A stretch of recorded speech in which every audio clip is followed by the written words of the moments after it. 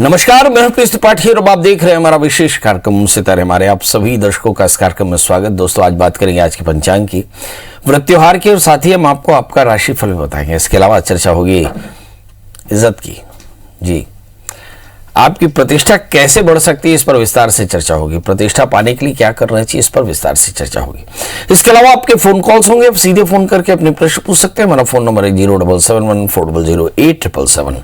अब से आधे घंटे तक लगातार ये फोन लाइन खुली रहेगी और हमें आपके फोन का इंतजार रहेगा। तो चलिए कार्यक्रम की शुरुआत करते हैं, जानते हैं आज का पंचांग।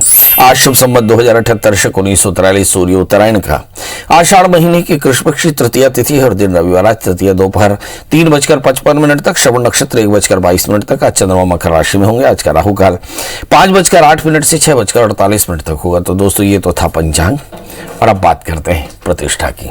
जी हाँ, रोजी रोटी के बाद, रोजी रोटी मकान के बाद जो सबसे बड़ी इच्छा होती है वो मयोभव की होती है, यानी प्रतिष्ठा की। अब बड़ा प्रश्न ये उठता है कि यश और प्रतिष्ठा आपको मिलेगी कैसे। तो थोड़ा पीछे चलते हैं। वैदिक युग से भगवान सूर्य की उपासना का उल्लेख मिलता है। ऋग्वेद ने सूर्य को अस्थावर जगत की आत्मा कह दिया। वैदिक युग में अब तक, तब से लेकर अब तक सूर्य को जीवन, स्वास्थ्य, शक्ति के देवता के रूप में मान्यता मिली। छांदोग्य उपनिषद में सूर्य को ब्रह्म कहा, आदित्यो ब्रह्मेति। पुराणों में 12 आदित्यों के अनेक कथाएं प्रचलित हैं, इसमें उनका स्थान और महत्व वर्णित है। धारणा है कि सूर्य संबंधी कथाओं को सुनकर के पाप और दुर्गति से मुक्ति मिलती है एवं मनुष्यों का अभ्युत्थान होता है। हमारे ऋषियों ने उदय होते सूर्य और अस्त होते हुए सूर्य की उपासना का निर्देश दिया।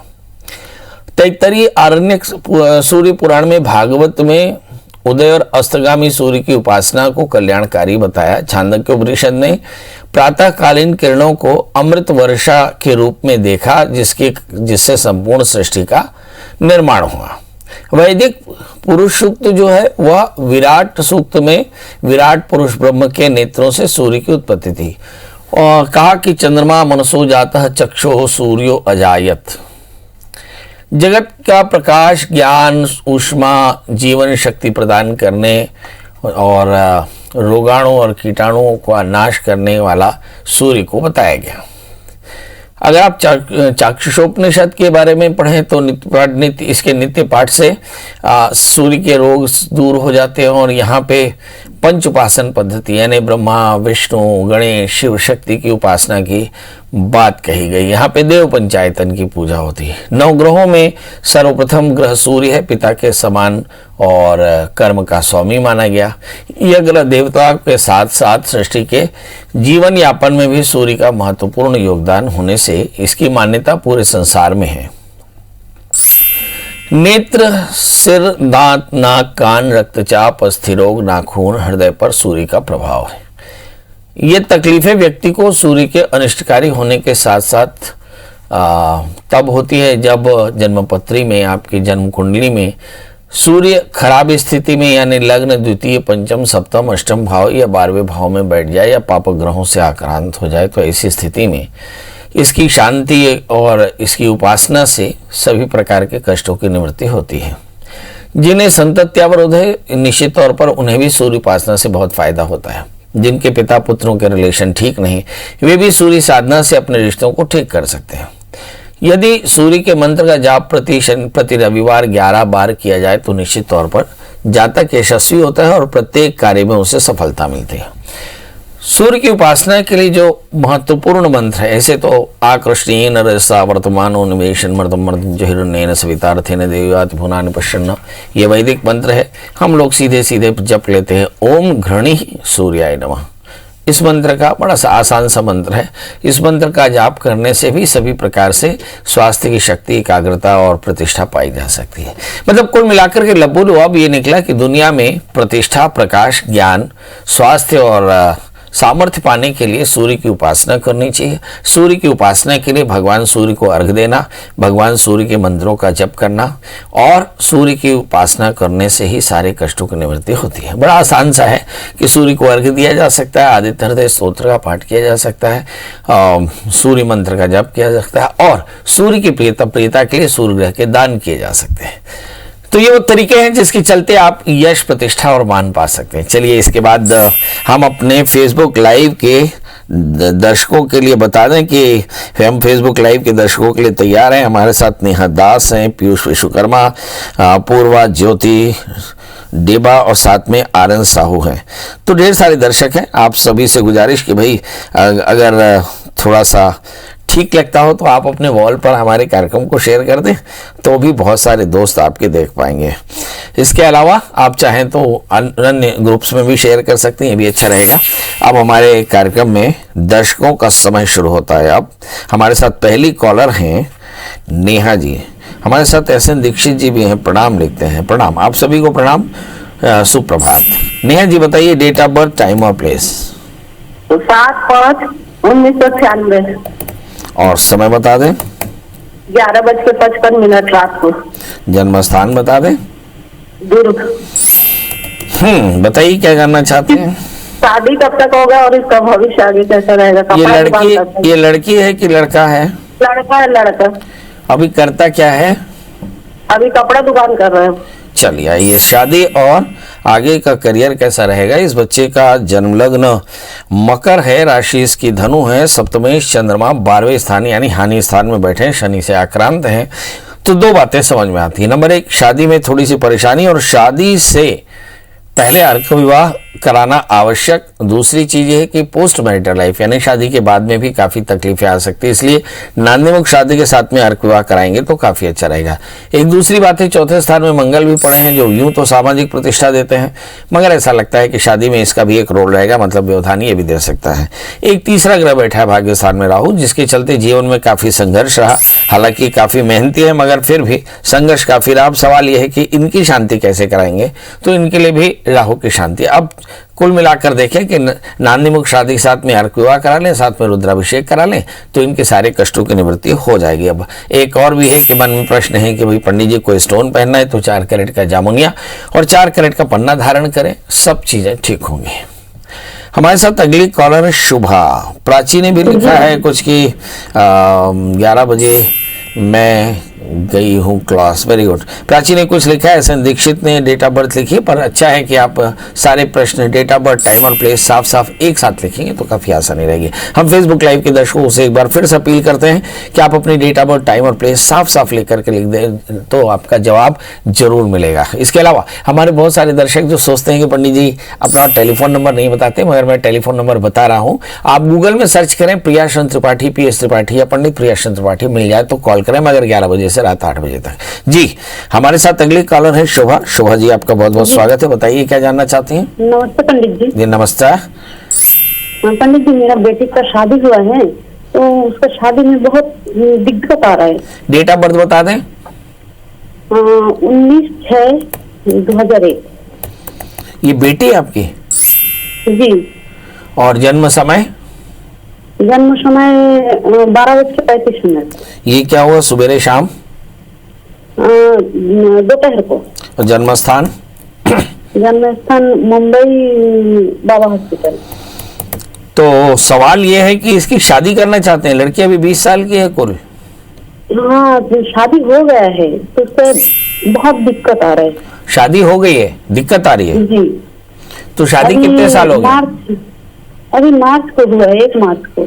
चलिए, ये शादी हो गई, दिक्कत आ रही है, वजह क्या? चलिए ये देखते हैं। इस बच्चे का जन्म लग्न कन्या है, इसकी राशि वृषभ है। सप्तमेश गुरु राहु से आक्रांत होकर बैठे, इसलिए मैरिटल लाइफ सस्पिशियस, और मुझे से लगता है कि हेल्थ के भी इश्यूज हैं, थोड़ा सा गुस्सा भी है और परिस्थितियां भी अच्छी नहीं है। मतलब ये एक कारण है कि जिसके चलते मैरिटल लाइफ यानी शादीशुदा जिंदगी में व्यवधान आ सकता है। बड़ा प्रश्न ये है कि इस समय दशाएं क्या चल रही है। राहु की महादशा में राहु का अंतर चल रहा है और राहु की महादशा में आपने विवाह किया है, इसलिए ऐसा मान सकते हैं कि राहु की दशा में व्यवधान आएगा ही, क्योंकि गुरु राहु से आक्रांत है। मतलब सप्तमेश जब राहु से आक्रांत हो और राहु की दशा चलती हो तो ऐसा मान लेना चाहिए कि पति पत्नी में कन्फ्यूजन्स होंगे और इस कन्फ्यूजन का निदान क्या है। तो नित्य दत्तात्रेय कवच का पाठ करना है, 4 कैरेट का पन्ना और 4 कैरेट का ओपल धारण करना और शुक्रवार का व्रत करना, माता कात्यायनी की पूजा करना, इससे सारी परेशानी दूर हो जाएगी। हमारे साथ एक मैसेज लिखा कि पंडित जी नमस्कार, मेरा सवाल मेरे मामा जी के लिए है और उनके विवाह के संबंध में उनका पहला विवाह टूट चुका है, तो दूसरा विवाह कब तक होगा। बहुत सुंदर। और उन्होंने अपनी डेट ऑफ बर्थ भी कुछ लिखी है, 25/8/1982 और समय कुछ लिखा है उन्होंने मामा जी के लिए सुबेरे 10 बजे, जन्म स्थान रायपुर। बहुत सुंदर, बहुत साफ तरीके से लिखा। आंचल दी, मैं आपके प्रश्नों का जवाब जरूर दे रहा हूँ। आपके मामा जी का जहाँ तक सवाल है, उनका जन्म लग्न तुला है और उनकी जो राशि है वो भी तुला है। लग्न में मंगल है, सप्तमेश मंगल लग्न में बैठे हैं। गुरु चंद्रमा गुरु से आक्रांत है। मुझे ऐसा लगता है कि मंगल जब गुरु के साथ में हो तो थोड़ी पैनिक हो सकता है। और यहाँ तृतीय बृहस्पति जो है वो लग्न में बैठे हैं। मुझे ऐसा लगता है कि थोड़ा सा सौभाग्य में भी इसी तरह का थोड़ा सा व्यवधान दिखाई पड़ता है। सवाल क्या है कि जिंदगी में स्थायित्व कैसे आएगा, तो बहुत सिंपल है। शादी से पहले, पुनर्विवाह करने से पहले आप एक बार अर्क विवाह करा लें, उसके बाद विवाह करें तो आप देखेंगे कि आसानी से आपका मैरिटल लाइफ बढ़िया हो जाएगा। इस समय राहु की अंतर्दशाएं चल रही हैं, तो राहु की अंतर्दशाओं में जीवन में दूसरी तरह की उलझने भी हैं। उसके लिए आपको नित्य दत्तात्रेय कवच का पाठ करना चाहिए। इसके अलावा आपको अपने भाग्य की वर्धना करनी है, तो 4 कैरेट का ओपल, 4 कैरेट का पन्ना धारण करें तो कल्याण होगा। हमारे साथ इसके अलावा पूर्व ज्योति डेका और साथ में पवन भार्गव भी हैं, तो आप सबका स्वागत। बताइए यशवंत जी हैं। यशवंत जी, आपका बहुत बहुत स्वागत। बताइए क्या जानना चाहते हैं। हाँ, नमस्ते पंडित जी। नमस्ते। बताइए डेट ऑफ बर्थ। पंडित जी 18 अक्टूबर 2003, लड़की का रंग जानना है। 2003 और जन्म समय? जन्म 11:03 से शनिवार के दिन। 1 मिनट फिर से बताइए, क्या बोल रही हैं? 18 अक्टूबर 2003। हाँ। और समय है शनिवार के दिन 11:06 पे, सुबह के टाइम। और जन्म स्थान? इटारसी, एमपी। क्या जानना चाहती हैं ये? पंडित जी जानना है कि शादी के योग कब तक है। ये लड़की है लड़का? लड़की।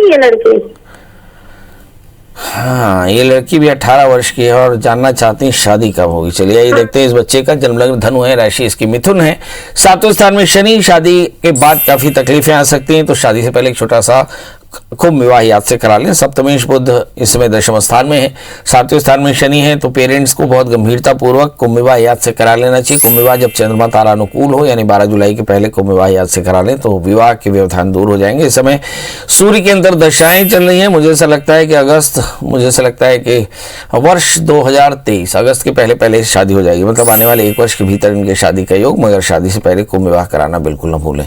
अगर बच्ची को थोड़ी और तकलीफें कहीं लग रही और लगता हो कि कुछ और भी अच्छा किया जा सकता है, तो 4 कैरेट का माणिक, 4 कैरेट का टोपाज धारण कराएं। जी, हमारे साथ बहुत सारे कॉलर जुड़े हैं फेसबुक के और हमारे चैनल के। तो हमारे चैनल के 2 कॉलर हैं, छोटू और रघुनंदन। आप दोनों का बहुत बहुत स्वागत।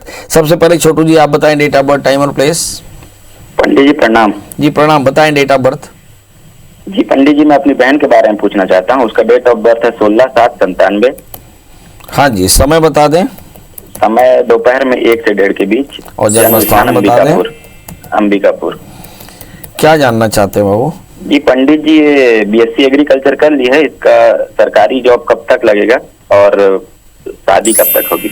चलिए आइए देखते हैं। BSc एग्रीकल्चर किया है तो आगे MSc एग्रीकल्चर कर लेना चाहिए, क्योंकि इनका करियर मुझे ऐसा लगता है, भाग्येश बृहस्पति हैं तो आगे चल एजुकेशन रिसर्च में इनका करियर बहुत शानदार रहेगा। 10वें स्थान में सूर्य बुध शुक्र हैं, भाग्य स्थान में शनि केतु, लग्न में चंद्रमा और दूसरे स्थान में मंगल। ये सब संकेत करते हैं कि इस बच्ची को शासकीय नौकरी मिल जाएगी, इसलिए अपने एजुकेशन को और अपडेट करते रहना चाहिए। अब बड़ा प्रश्न ये उठता है कि क्या इन्हें शासकीय नौकरी बहुत जल्दी मिल जाएगी? जवाब है नहीं। इन्हें शासकीय नौकरी में थोड़ा सी परेशानी आ सकती है, क्योंकि जो इनके भाग्येश हैं वो भाग्येश बृहस्पति है, तो मुझे ऐसा लगता है कि इन्हें थोड़ी सी पढ़ाई और कर लेनी चाहिए।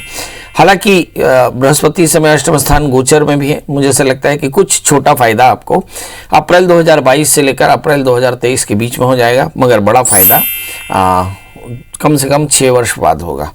अब सवाल ये उठता है कि शादी करनी है, शादी के लिए क्या? तो शादी से पहले एक छोटा सा कुंभ विवाह करा लें, तो शादी जैसा प्रकरण भी वर्ष 2022 के बाद शुरू होगा। अब एक तीसरा बात उठता है कि इसको कुछ करना चाहिए, तो शादी के लिए कुंभ विवाह करा लेना चाहिए, भाग्य के लिए बृहस्पतिवार का व्रत करना चाहिए, और इसके अलावा 4 कैरेट का टोपाज, एक 4 कैरेट का मोती धारण करना चाहिए। इससे बहुत फायदा होगा। चलिए, इसके बाद हमारे साथ रघुनंदन जी हैं। रघुनंदन जी, आपका बहुत बहुत स्वागत है। बताइए क्या जानना चाहते हैं। हेलो, बताइए। पंडित जी चरण स्पर्श प्रणाम। कल्याण हो। बताइए डेट ऑफ बर्थ। 7/1/1987। 7/1/1987 और समय 2:30 AM। और जन्म स्थान बिलासपुर। प्रभु बताइए क्या जानना चाहते हैं। उसका थोड़ा मानसिक स्वास्थ्य ठीक नहीं रहता पंडित जी, कोई चीज को भूल जाता है, नींद नहीं आता। इलाज चल रहा है रायपुर से।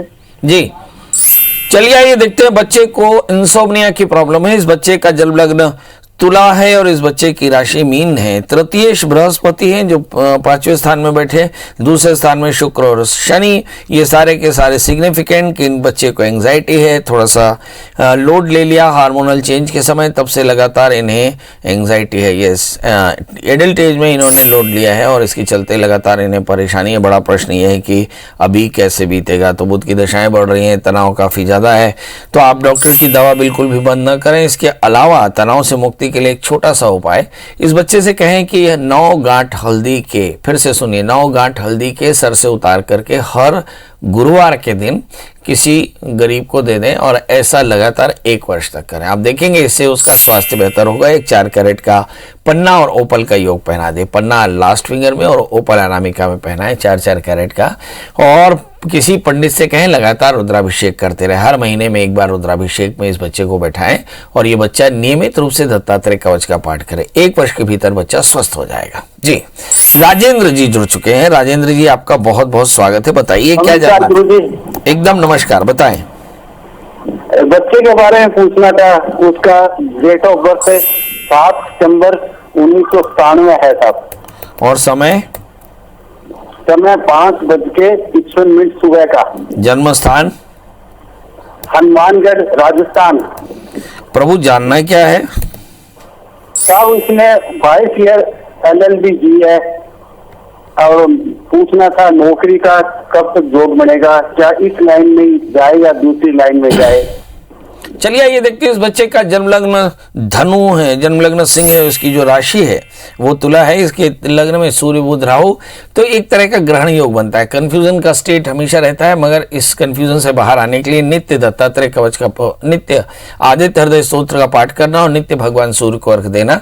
ऐसा करने से इसके भ्रम की स्थिति दूर होगी, प्रतिष्ठा प्राप्त होगी। तीसरे स्थान में मंगल, इन्होंने लॉ लिया है, लॉ में ही आगे प्रैक्टिस कर सकते हैं, बहुत अच्छा होगा, प्रतिष्ठा अच्छी लगेगी। सोशल रीजन पे इन्हें काम करना चाहिए, सोशल कंसर्न मतलब सामाजिक पेशों पे इन्हें लगातार काम करते रहना चाहिए। राजनीति में भी ये बहुत अच्छा कर पाएंगे। मतलब कुल मिलाकर के इन्हें मासेस यानी बहुतायत में लोगों के लिए काम करना चाहिए, लोगों के हित में काम करना चाहिए। इसके लिए लॉ सबसे अच्छा है, सोशल वर्क काफी अच्छा है, NGO चलाना ही भी अच्छा है, ये करें। इसके अलावा एक 8 कैरेट का इटालियन मूंगा, 4 कैरेट का टोपास धारण करें, मंगल का व्रत किया करें, हनुमान जी का दर्शन, हनुमान चालीसा का पाठ करें तो कल्याण होगा। हमारे साथ अगले कॉलर दया है। दया जी, आपका बहुत बहुत स्वागत है। बताइए क्या जानना चाहते हैं। जी नमस्ते पंडित जी। नमस्ते नमस्ते, थोड़ा जल्दी बोलिएगा। Date of birth, time of place. जी मेरा जन्म है 14/11/89 और समय सुबह वही 6-7 के बीच में। जन्म स्थान खैरागढ़। खैरागढ़। जी बताइए क्या जानना चाहती हैं। जी मुझे शादी के बारे में जानना है। शादी करना, आपकी शादी अभी तक नहीं हुई। बहुत बढ़िया। और काम क्या करती हैं आप। काम कुछ नहीं करती, ब्यूटी पार्लर चलाती हूँ। बहुत सुंदर। चलिए आइए, आपका जन्म लग्न वृश्चिक है और आपकी राशि वृषभ है। अगर मैं देख पा रहा हूं तो आपकी शादी का योग आ गया। अप्रैल 2022 के आसपास में, मतलब इसके आसपास में आपकी शादी पक्के तौर पर हो जाएगी। शादी से पहले छोटा सा कुंभ विवाह कराना बिल्कुल न भूलें। सोमवार का व्रत करें, भगवान शिव की उपासना करें, 4 कैरेट का टोपास, 4 कैरेट का मोती धारण करें, चीनी का दान किया करें तो बहुत जल्दी आपकी शादी हो जाएगी। तो अब आपसे विदा लेने का समय, घड़ी कहती है कि विदा लेना है। और हमारे बहुत सारे दर्शक जो हमारे साथ फेसबुक में जुड़े हैं, चैनल में जुड़े हैं और ये सोचते हैं कि पंडित जी से बात करना है, तो उनके लिए भी एक छोटा सा मैसेज कि आप गूगल में सर्च करें प्रियाश्रन त्रिपाठी या प्रियेश त्रिपाठी या पंडित प्रियाश्रन त्रिपाठी। आपको फ़ोन नंबर मिल जाएगा, फ़ोन नंबर मिल जाएगा और घर का एड्रेस भी मिल जाएगा। यदि आप रायपुर के आसपास हो तो चले, और यदि फ़ोन नंबर मिल जाए तो कॉल करें, मगर कॉल करते समय दिन को 11 बजे से रात 8 बजे तक ही कॉल करें, आपके प्रश्नों का जवाब जरूर मिलेगा। चलिए कल फिर हाजिर होंगे किसी नए विषय के साथ, तब तक मुझे दी इजाजत, नमस्कार।